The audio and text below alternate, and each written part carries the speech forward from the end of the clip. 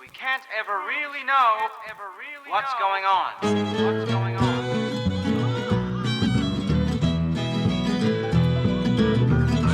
Appearances can be deceptive. Jesus, Tom, I was just speculating about a hypothesis. I know I don't know nothing. Uncertainty. That is appropriate for matters of this world. There, where the tie's back. Hello, welcome to Framework. I am Al Schwartz. With me, as always, is John Bernard. Hello. We are here to return to our recently completed Coen-Oscopy because there's a new Coen brother movie out. Brother singular, because this is Ethan Coen and his partner Trisha Cook's follow-up to Drive Away Dolls, Honey Don't. Once again, stars Margaret Qualley as a self-assured lesbian protagonist doing sort of a crime caper thing. This is not as wacky as Drive Away Dolls. It's more of a, I guess, straightforward noir tone to it. I mean, I don't even know what the hell it is. Is it a comedy? Is this? I'm not really. Yes, I guess. It has a comedy title. It feels like it should be more of a comedy, and it kind of isn't. I'll tell you what it is fucking reviled by most of the reviewers that I have seen. Or at least like the real people anyway. I think, when you're looking at a publication with a professional movie critic, I think there is some sort of default reverence for the Coens that stops him from going too hard on it. Although even that has not held up entirely from what I've seen. And all the real people I've seen that have watched this, it seems like there's leans pretty heavily toward this is abominable. Mm-hmm. There's also a sense that like the gloves are off now. Like they kind of. I think that Drive Away Dolls was allowed to coast a little bit. It's probably the more successful film, but also at this point people are just like, okay, what the fuck's going on? Like there seems to be a very much anger about what the state of Coen brothers. But what's going on is what's on the package. They announced they were doing a trifecta of lesbian crime comedy things. And the third is announced. It's called Go Beavers. You know what? I'm not taking anything away. Their titles, I love the titles on these things. Yeah, they're good. Again, I wish the movie here lined up with the title a little better. I think some broader comedy or just more comedy, thicker on the ground, might have helped this. I guess so. I mean, I would say that the stuff that is comic, and nothing is terribly, like, there's very little in this that I would say is, Chris Evans, well, he's going broad. Yeah, everyone's going broad. Everyone is playing broad here. Even if they're doing, not a comic performance, it's a broad performance for the most part. Charlie Day, I think, is the guy who comes closest to kind of threading the needle on the comedy in this. I enjoyed him when he showed up. He felt like a Coen Brothers character in a way most of these guys don't. And I was like, okay, that's sort of what the movie I wish was. A little. He's in maybe 10 minutes of it. Yeah. And it's a one-note character. But, Coen Brothers have a way of making those work sometimes. Sure. This should have been, I guess, a little closer to, not Burn After Reading, but almost like a little closer to Intolerable Cruelty. Drive Away Dolls, I guess, is what I'm saying. It should have been closer to, but it has a more serious murder plot. Raising Arizona is a more, that's sort of the ultimate version of what they're going for here. I think a movie they made, 50 years ago at this point. Is it really? More like 40, right? 40. It's 40 years ago. Okay. Yeah, but also a perfect miracle of a movie that I don't feel like I try not to use as it doesn't have to be Raising Arizona. A standard for a comparison. Right. I'm saying like just as a broad like tonal target. They have. I think part of the reason you're saying the gloves are come off, it's been like, okay, people have kind of decided we can still show reverence to the Coen brothers, but it doesn't mean we have to sign off on singular brother solo projects. We can go after Ethan and still keep our Blu-rays of Fargo and Big Lebowski and everything. Like I say, like some of they they do this type of thing, or this the driveway dolls, I guess, like tonal thing when they're working together, and not always successfully. The Lady Killers is still worse than this movie, in my opinion. Yes, this is not the worst movie they've made. I don't hate this movie. I don't think it's. I mean, it's going to be at the bottom of my list of Coen Brothers movies. Me too. Because, they made a bunch of great movies, and they don't get that bad ever, really. It's better than Lady Killers, and maybe one or two others, but it's still going to be low, because it's just kind of a movie. It's not any good. Yeah, there's not much to it. It's fine. It was painless. I'm not upset about anything going on in this, and I'm not like, this is abominable. That's not how I came out of this. I was just sort of like, I get why people aren't into that, and then I moved on with my day. That was what I felt coming out of this. Well, shit. That's exactly my take. We're supposed to have something to talk about here, but that was exactly it. It raised no anger in me, and at this point, it's the internet. I'm not that surprised to find out people are up in arms about anything. But I'm like, I don't know. This one, it didn't piss me off at all. No. As I can tell, it's not good. It's like 89 minutes long, so like at this point, I'm just like, yeah, fine. 89 movie is pretty much incapable of offending me. It got me out of there breezily. I think Margaret Qualley is just a attractive lead. I don't mean that like physically, really, but she is quite attractive physically. Sure, if you're into really skinny brunettes, which I guess I'm married to one, so that should work for me. But I don't know. The point being, I don't know. Like, yes, and she has pretty graphic sex with Aubrey Plaza, so there's that for people if that's what you're into. But I mean, she's like dialed into the Coen Brothers thing, or the Ethan Coen thing, and like I don't know, she's not a muse on the level of John Goodman that I want to see in every one of their things necessarily, but there is the vague outline of a movie and a character protagonist here that could work, and because she can hold the screen pretty well as a moderately hard boiled, not the hardest boiled detective you'll ever see, but medium well boiled detective.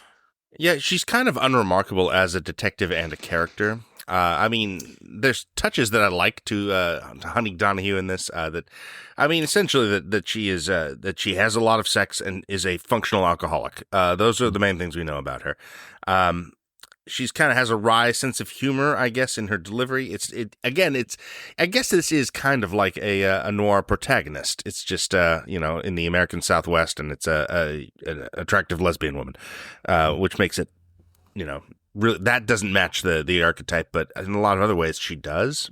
Yeah, all the other ways. I think the problem here is that there's no mystery. I mean, there is ultimately, but there's no suspense for most of the film. Like we have basically we know what happened essentially from the beginning. We know who the criminals are, and then there's a rug pull at the end. It's like, oh, I guess we didn't know what happened. But the point is, I'm not trying to figure anything out here. It all seems fairly straightforward, and then there's a surprise ending. It's like, that's something out of left field. Didn't see it coming because I wasn't really even looking at this as a mystery, I guess. That's the problem, is that there's a noir detective character set up here and a performance to match that, and yet there's not very much mystery to sift through. And so there's not a lot of detecting for this detective to do. And yeah, the other structural thing that I think you hit on there that's odd is how we are introduced to the villain, Chris Evans, pretty much at the top of the movie. As the villain. Yes, his villainy is always completely transparent to us. We see, behind the curtain, him doing the crime machinations. So it's not, it doesn't feel like, yes, you're right, there's a rug pull at the end, but it's different than, it doesn't present as we have to uncover what's going on here. We think we know what's going on, and what we see going on is not wrong. It's just not what caused the instigating death.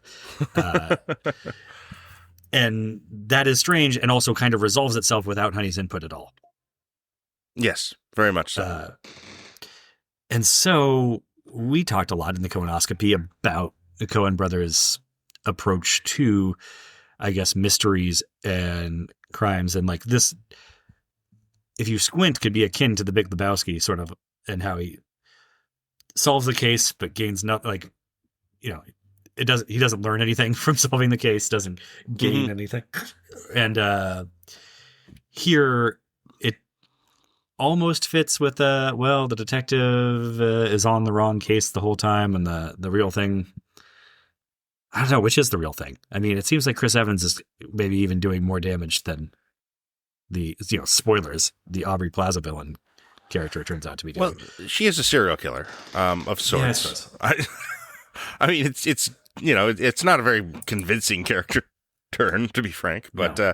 I mean, ultimately, she is a killer who kills multiple people for reasons that are kind of nonsense when you get right down to it. But yeah, I mean, Chris Evans is plainly a bad guy too. He is a sort of a functionary in the drug cartel, I guess you'd say, sort of middle management, posing as a French drug cartel. Yeah, weird. Yeah, okay. So like the French drug cartel. These are the woman that the movie opens on. What's her name? Is it Cher? I believe.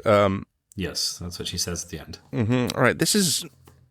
This character has nothing going on, which is such a surprise because you would think that the liaison for a French drug cartel would be a natural fit for the Coen brothers kind of memorable side character roster, which is, I'm sorry, this is a bit of a digression, but I was very let down by the side characters in this.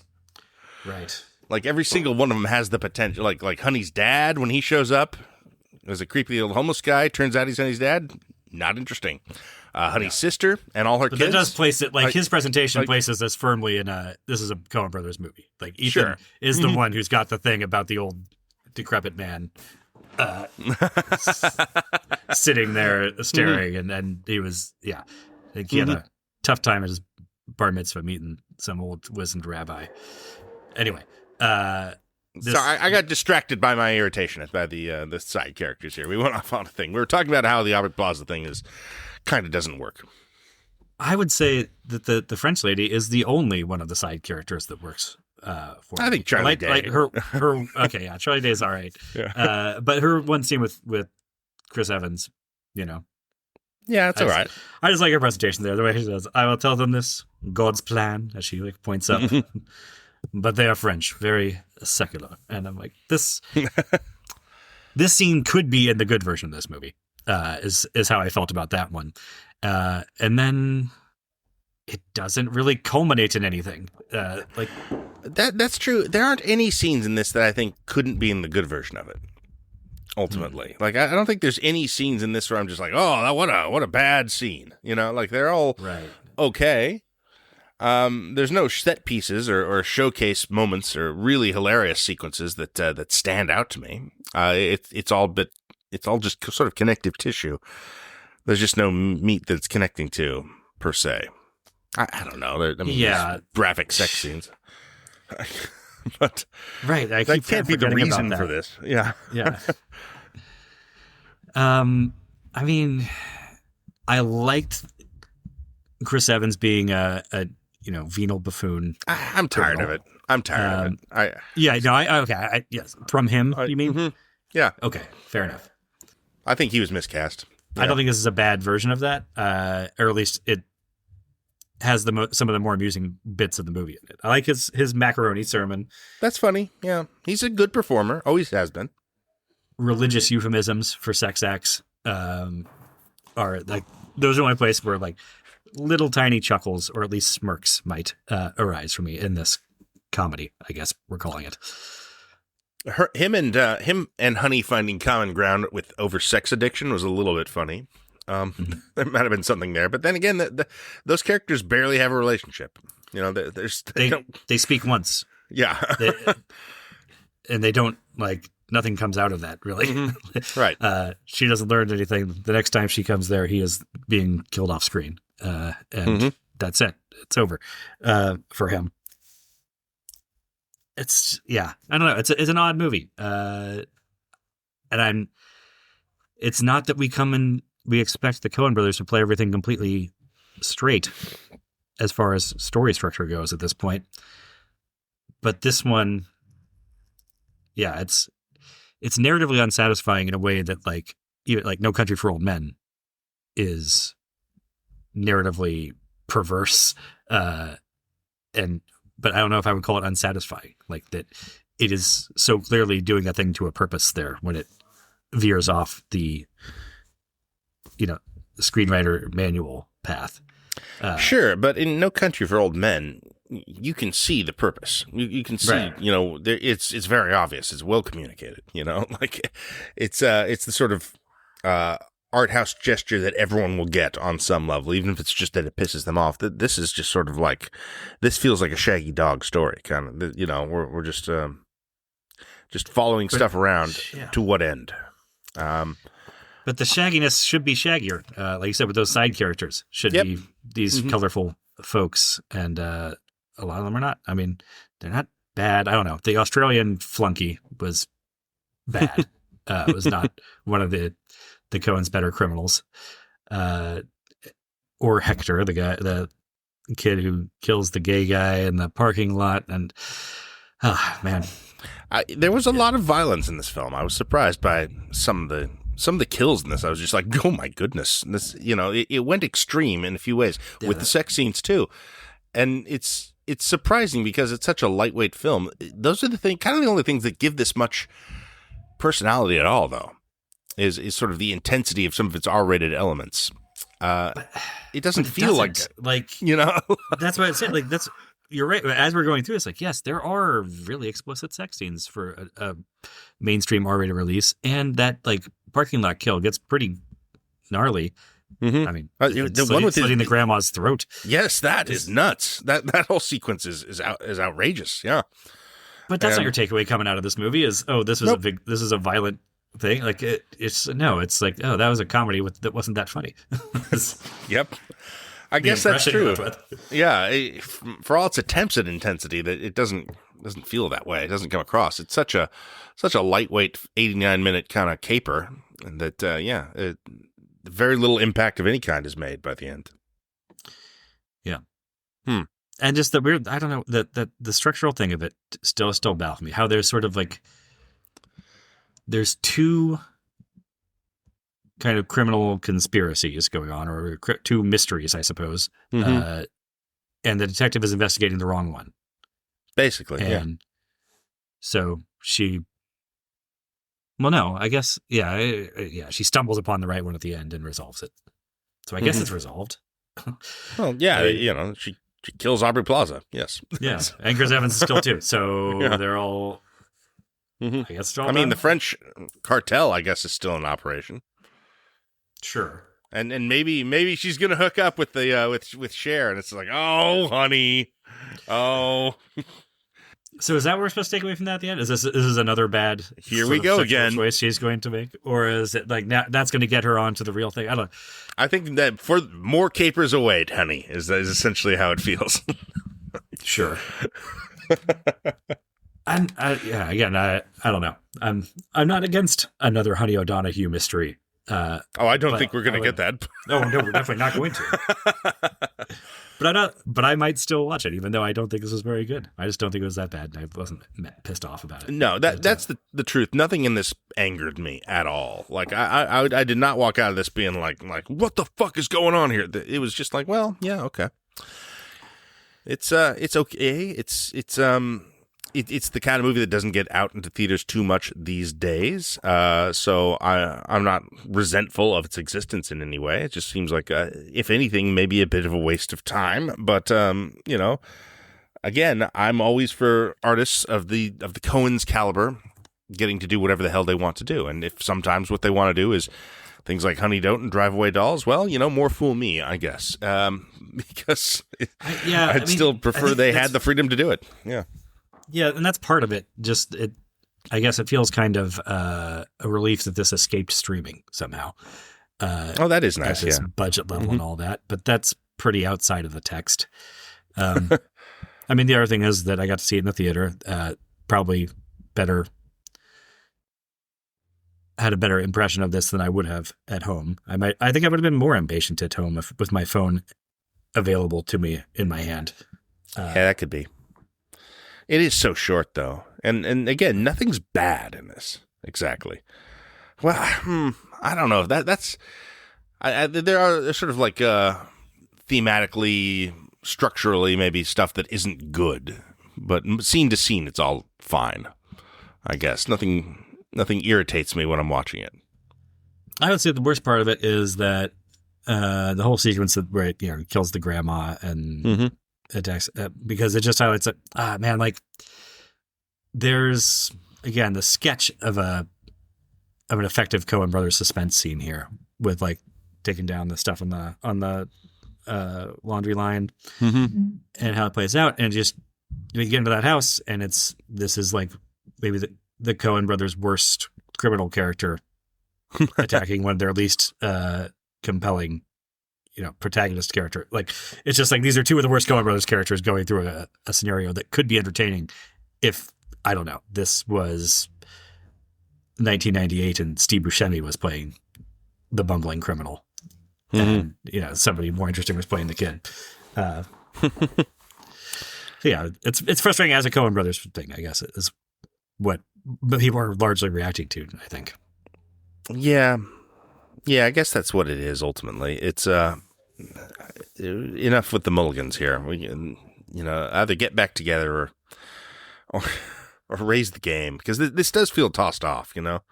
This does feel like a film with a distinct lack of ambition, and we're not used to seeing that from them. And maybe that is what people are rubbing against. Are they allowed to make small little films, teeny little movies that are kind of just solid? Or is that not allowed to them at this point because they've done great things? I would say yes, they're allowed as far as framework is concerned. We'll sign their permission slip. Who are we? Sure, yeah. We are adjacent to the broader Letterboxd community, and who will not sign those permission slips is how it seems to me. Right. I mean, does that matter though? I mean, the audience obviously is like, "Fuck, honey, what?" They're not going to this. It's not for them, I suppose. Larger audiences. It is a surprise this got into theaters at all because of that. But I don't know. Like, where do they go next? Is Go Beavers the correct move? I mean, probably not at this point. But I think they're gonna do it because these things are so obviously just very cheap and easy to produce. And I mean, and I think Ethan and Trisha Cook and Margaret Qualley like working together. That's how it seems to me. Seems to be, yes. It'd be interesting to see if this affects that at all. That said, I don't know. It doesn't sound like they're racing to get back together. Ethan and Joel, that is. Yeah. Well, let's place this in the Coen-Oscopy then. Was there anything here that stood out to you as now an accomplished Coen scholar who's done 20 episodes on their filmography? Yeah. Is there anything here that resonated with the things that we tracked through there, or that you might not have recognized if we hadn't done this thing? I mean, I was mostly detailing the ways this did not succeed at hitting the things that I appreciate and enjoy about a Coen Brothers film. I was like, is there a nemesis figure? Not really, No, is there the Australian flunky is the worst version of that if we're going to try and do it. But again, he doesn't even meet Honey. Is there some sort of, anything about the hidden under sink of the universe? The hidden workings of how things are supposed to go that is of no avail to the character. Not really. I mean, this is a lot of coincidence. She ends up sleeping with the serial killer, who just seems to have been selected randomly to be the serial killer, being the second build star of the film, and that doesn't really align with their preoccupations at all. I would say it just sort of seems like lazy writing, which is not something I associate with them. I mean, the movie feels more interested or tuned with the sort of material of these two,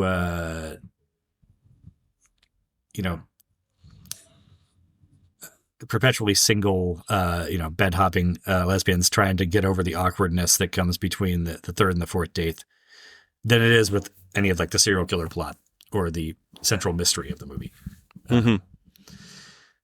And it's a shame that the, wackiness of that serial killer turn kind of ruins the groundedness of some of that relationship stuff that came earlier that like was almost getting to the point of being something. I mean, I guess when I thought that the movie was just going to be about that with them, like that there was something interesting about that. But even then I was kind of mostly just thinking like, the biggest scenes that these two are having are graphic sex scenes here. Like we're not delving into relationships or duality or any of that stuff so much as we are just like, look what we can get away with here. And it is impressive. I mean, no question, but it's also just sort of dramatically inert, I guess. Yeah, well, there is, a thing going around the last few years of, Hollywood movies have become so sexless.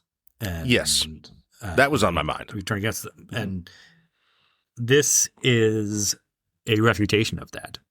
And not...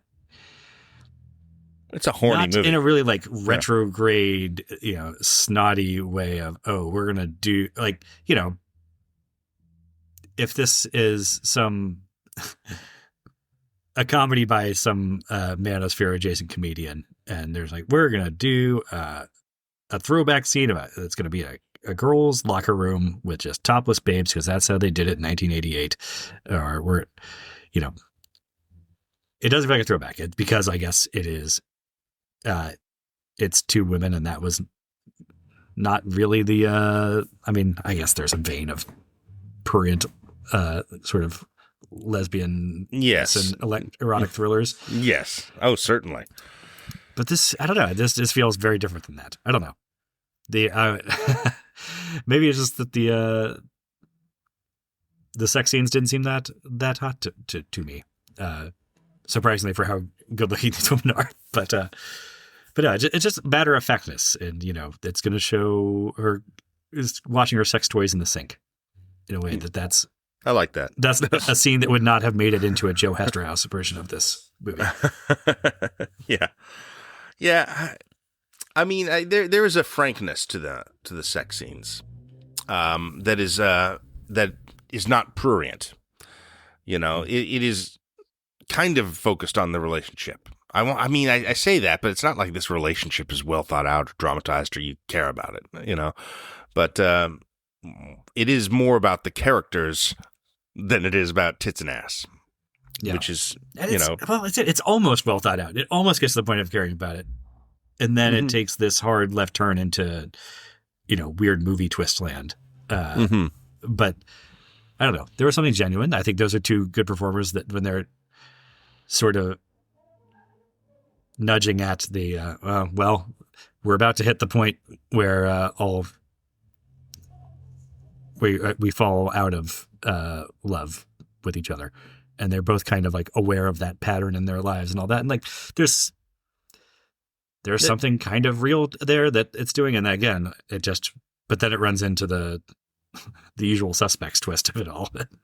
If that twist wasn't in the film, I think this would probably be one of the most successful parts of the movie, the Aubrey Plaza stuff, simply because it would be light touch and observed and just the handling of, these characters kind of, ships passing in the night quality to it, where no, they're not meant to be together. It's not a great romance, but they see a little of each other in each other, and that attracts them to each other, and that ultimately points out that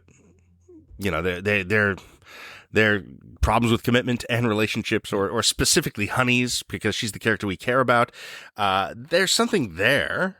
It's just completely they recognize it in each other, and then and it makes them a little sad that they like can especially having a reflection in their person, they can see it very clearly and can't but don't know how to do anything to fix it.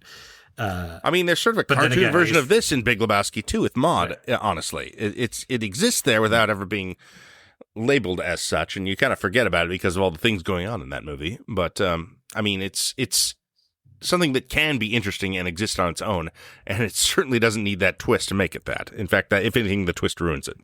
Yeah, I think it does. Yeah. Okay, so Are we done that fast? I think we are. I think this is the shortest yeah. one. This is the thing. Like, I didn't mind not doing an episode on Drive-Away Dolls because I was just like, it'll be a fast one. I don't have much to say, and I think that's the case here. I don't have much to say. I don't know. Can we talk about the cast at all? I mean, I don't know. I think we kind of covered it just in passing. Like, I wish Chris Evans wouldn't take roles like this anymore. Margaret Qualley, I think, is a pretty good movie star. I think she's, quite striking, and camera likes her. And this is a good vein for her. Yes, These have been good for Margaret Qualley. Yeah, Charlie Day works as a good Coen Brothers side character. I kind of like the French lady. Everybody else kind of stinks. Yeah, that's maybe the most damning thing I would say about this is one of the Coen's greatest strengths historically has been filling out the minor roles in ensemble with really incredible, memorable performances and characterizations, and this movie notably does not have that. There's the attempt, but none of it works. It should have had Bill Camp as Curly show up. That would have been fun. He's in there. He's in the movie. He's in the movie. Oh, he is?